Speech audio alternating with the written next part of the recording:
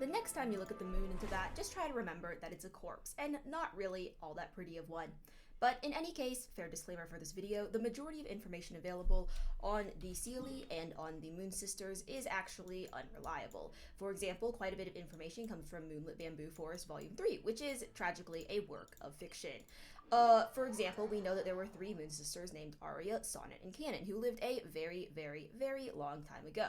Their names come from the book Heart's Desire Volume 3, which is potentially reliable since the other information contained in the book has at least some degree of accuracy, since it discusses Parsifal in quite a bit of accuracy, which is a video for another time.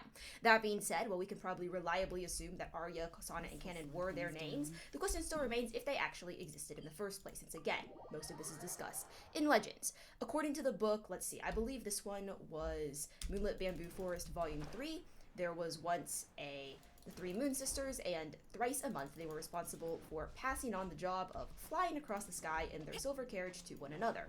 However, if they did not do this, great disaster would occur the next day. In any case, according to records of Jueyun Volume 4, I believe, the Mountain Spirit Volume, which is about the Seelie at that time were a beautiful and wise race who were really not what they were today, and they lived to guide humanity. However, at one point, a Seelie fell in love with an outlander, and the 3 Moon Sisters of the Lunar Palace witnessed this union, so presumably officiated over the marriage. In any case, however, 30 days later, calamity would arise. The Lunar Palace would collapse, the 3 sisters would turn on each other, and then they would all end up dead, and the moon you now see in the sky is one of their corpses, and the Seelies would be diminished to a very small fragment of their former forms. The outlander and the Seelie would run, but eventually, they were exiled, and they would run, but eventually a calamity would catch up to them, and they were punished. Why exactly they had to be punished is still unknown, but the fact remains that most probably as a result of the union between the outlander and the Seelie, this great calamity occurred. Today, Seelies guide travelers and humanity to treasure as a result of their once role of guiding humanity in general, not just to treasure. Let's see. Yes, one more thing.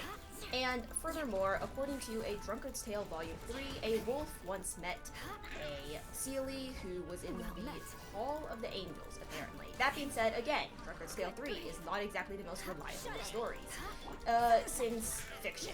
For example, records of Jueyun Volume 2, where quite a bit of information comes from, explicitly states that this information is unreliable and probably not true, and that everything contained within is a work of fiction most likely. So it should most definitely be noted that while the Moon Sisters and the Seelie are a common legend that appear in several works, they are also a, at the moment, fictional legend. As for theories, most people tend to assume that the Moon Sisters and the Seelie did actually exist in the role of guiding humanity, and that the 3 Moon Sisters did exist at some point.